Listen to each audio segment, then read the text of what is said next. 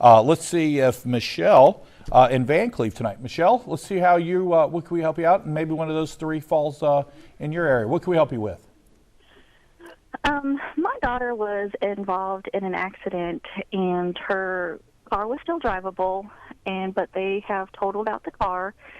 And I was just wondering if, as far as a buyback program, if that was something that a lawyer would need to be involved in. Okay. Let me make sure I'm clear, Michelle. When you say buyback, y'all are talking about basically the car's been totaled, but you're interested in buying the car back and having it repaired and continuing to use the car.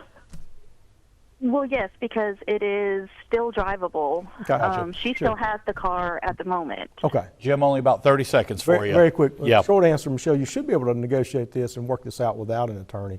The question is the value, and to make sure it makes sense for you. One, have somebody who's going to estimate the repairs that can tell you they can put it back in working order, in safe working order. Right. And then you got to evaluate whether that makes sense in light of what the vehicle is going to be worth at that point. But yeah, the companies do this all the time, and that's something you typically could probably do without an attorney.